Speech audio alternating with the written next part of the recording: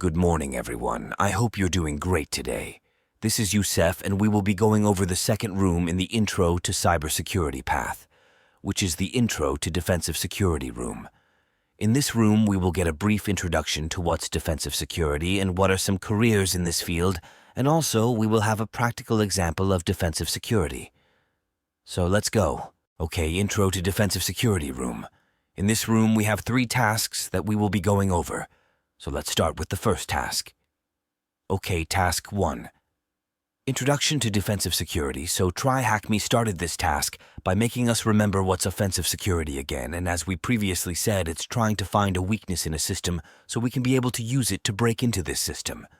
And we already went over what's offensive security, and we even had a practical example in the last video, and if you didn't check it, you can watch the video to have basic understanding of what's offensive security. So let's get back again here. So now we explained what's offensive security is, and we should also know what's defensive security. People who are doing defensive security are responsible for protecting the system from hackers and intrusions, and also to detect if their system got hacked, and to detect the intrusions that hacked into their system, and to find a way to respond to this incident. So in simpler words, people who are doing defensive security are responsible for stopping the intrusions, or if the intrusions were able to get into a system somehow, to detect them. So if someone chooses a career in defensive security, what are some of the tasks that they will be doing? And TryHackMe gave us some examples of tasks that they might be doing, such as participating in security awareness, so they will be providing training to users or employees in a specific company to make them aware of some cybersecurity attacks. Also, they might be working on documenting and managing assets in order to collect information about the system that you will be protecting. Also, you will be responsible for running the latest updates and patching of the systems that they will be working with in order to protect from any vulnerabilities. Not only this, but they will be also responsible for setting up devices that is responsible for preventing intrusions from getting into their network using the intrusion prevention systems, IPS, or setting up firewalls, which has control over what should be going inside or outside a network.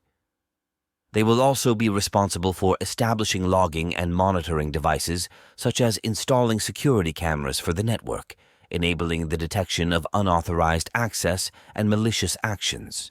This was like a brief introduction of what you might be doing in defensive security.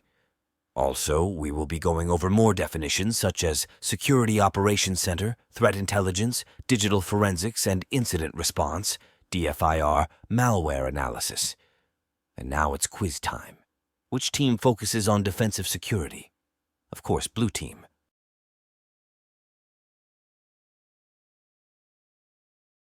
Good job, we got the correct answer.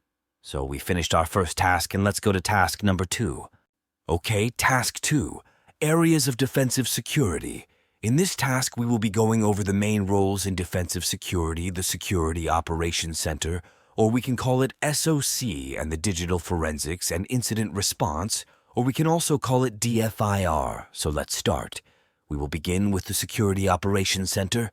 So Security Operations Center, or SOC, is a team of people who have experience in cybersecurity and responsible for analyzing and monitoring the network and the systems to detect any malicious acts or events that might cause a harm to an institution. So let's take a look in some work that people at SOC might be doing.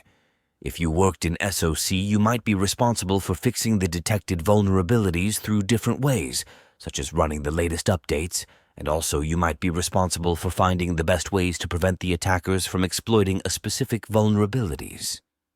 Also, you might be responsible for detecting policy violations. For better explanation, each company has a set of rules that shouldn't be violated. For example, you might not be allowed to upload information about your company online, so as a SOC analyst, you will detect these violations and report it.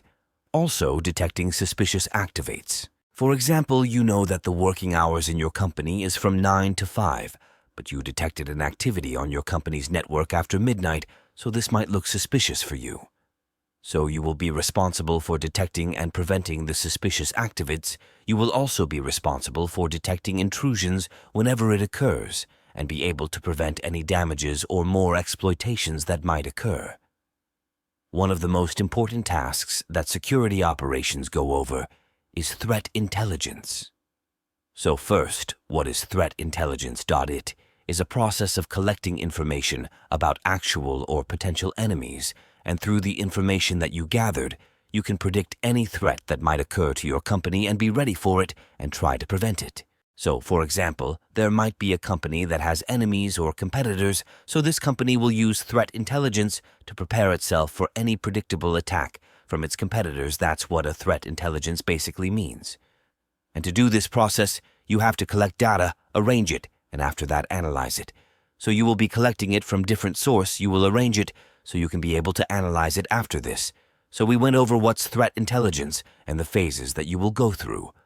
Secondly, there is something that's called digital forensics and incident response, or DFIR. So we will be going over the explanation of three important components of it, which is digital forensics, incident response, and malware analysis. And let's go over it. So we will be starting with digital forensics. What's digital forensics? The term forensics means to investigate the crimes, to look what happened in a crime in order to find the facts behind it. And right now, in our time when technology is getting involved in everything in our life, they had to create a new branch related to digital crimes, and they called it digital forensics. As someone who's working in defensive security, you will be focusing on analyzing evidence of an attack and other areas such as intellectual property theft, cyber espionage, and possession of unauthorized content. And you will be looking in different areas for digital forensics, such as file systems. As someone who is working with digital forensics, working with file systems will be so important as it will help you to know more details, and it reveals more information, such as what files was created, installed programs, and much more. Also, you will be dealing with the system memory, as sometime a hacker might run a malicious program or a malicious code on a machine, but without saving it on the disk. But he will be using the memory or the RAM for different reason. For example, a hacker might do this to stay stealth as much as possible, and many more reasons. So in order to check for that, you will need to check the system memory and analyze to stay protected from these type of attacks. You will be also working with system logs, as in each machine, there is a log system that keeps tracking of what's happening in each machine. So this will help you if there is a suspicious activity that happened on the machine that you are testing. Additionally, you will be working with network logs, so you will keep tracking of all the traffic that has moved through our network, and this will help us to identify if there is something malicious going on. Next, we will be talking about incident response. In the cybersecurity world, an incident usually refers to something like an attack or a data breach, and each one of those will have its consequences. So in incident response, you will be responsible for handling these incidents like attacks or breaches. So as someone who is working in incident response, your responsibility is trying to reduce the consequences for these damages and incidents. In incident response, there are 4 major steps or phases that we will be going through. The first one is preparation. So in this case, you will be getting ready for any kind of incident that might happen. So you will have a well-trained team that's able to handle these kind of issues. Also, you will be responsible for putting measures and finding ways to protect your system or network from any kind of incidents. The second step is detection and analysis. In this step, you will be trying to detect any kind of incidents and analyze it so you know how much damage or effect it might cause. The third step is containment, eradication, and recovery. And in this step, you will be responsible for stopping the incident that you discovered and getting rid of it, and also recover the systems that has been infected in this incident, such as a virus. Once you detect it, you should stop it from spreading out, and after this, you will get rid of it. And the last step is to recover the infected systems. The last phase in incident response is the post-incident activity. So in this phase, you will be creating a report explaining what has been going so far and the steps taken to fix the issue, and last but not least, the lessons taken from this incident in order to prevent similar incidents that might happen in the future. And in this image that was provided by TryHackMe, you can take a look of the phases that we were talking about. The last thing that we have here about the digital forensics and incident response is the malware analysis. The word malware stands for malicious software, so it's a program that was designed to cause issues and harm on machines. And malware has different types, but we will be just going over only 3 types that TryHackMe gave to us. The first one is a virus. A virus is a piece of code that attaches itself to any program, and it works whenever we run this program. Also, it tries to spread in the network, as it can infect more machines. Usually what a virus will be doing is deleting files, for example, or overwriting or altering files. A virus might cause a computer to be slow or maybe unusable. The second type is Trojan horse. A Trojan horse is a program or a file that shows a desirable function or an actions that actually looks legit, but it also doing something else behind the scenes. And this function is malicious, so it's actually doing the function that it should be doing, but also doing something malicious at the same time. The last type is a ransomware. This type of malware is responsible for encrypting files, so when it encrypts it, it makes the file inaccessible unless we give it the key that we encrypt it with. And what some hackers do is try to encrypt sensitive files and ask for money in order to give the encryption key to the owners of these files so they can have access to it again, and that's why we call it ransomware. The last part in this task is the malware analysis. Malware analysis aims to know and get more information about a specific malware using different ways. The first one is static analysis, which is inspecting the program without running it through, only knowing assembly language. The second way is dynamic analysis, and in this one, we will actually run the program in a controlled environment, and we will try to analyze the actions of the malware. So that was task number 2. I know we went over a lot of definitions, but hopefully it will be easy for you. And if you need any more question, you can always send me a message on our Instagram page. You should find the link in the description. Okay, now it's time to test our knowledge so far and what we have learned. Question number 1. What would you call a team of cybersecurity professionals that monitors a network and its systems for malicious events? We spoke about this in the beginning of our task. Yes, correct Security Operations Center. Good job, we got the correct answer. Question number 2. What does DFIR stand for? Digital Forensics and Incident Response. Good job, we got the correct answer. Let's go to our last question. Which kind of malware requires the user to pay money to regain access to their files? Of course, ransomware. Good job, and we finished the second task. Let's go to task number 3. This task will be a practical exercise that will expose us to a real experience for a security analyst role. So let's start reading the instructions.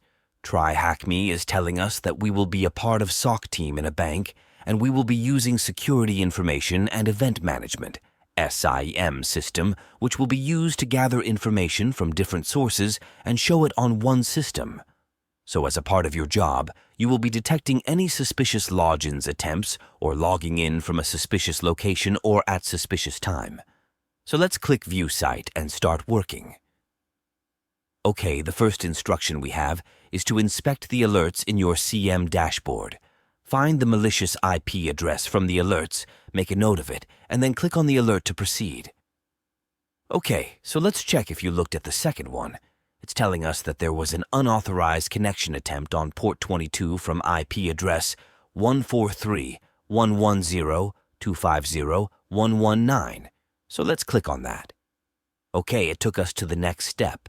So now it's asking us to put the suspicious IP address. Okay, so it was 143.110.250.119. And let's enter it. So it's asking us to enter it because there are some websites that can find if the IP address that we entered looks suspicious or malicious. Great, we need to click Submit. Okay, this IP address is not suspicious, but it's malicious, which means it's dangerous. And it gives us the location of the IP address, which is in China. So now the next step after we found out that the IP address is malicious is to escalate the incident. Okay, let's click Next. So it's telling us that in normal situation, if the login attempt failed, we shouldn't worry a lot. But now in our situation, because if you returned back, You can tell that this IP address was able to log in successfully, so we should be worried. So now we need to choose the right person that we need to escalate this incident to as a part of the SOC team. So we should escalate this incident to our team lead. So it will be SOC team lead.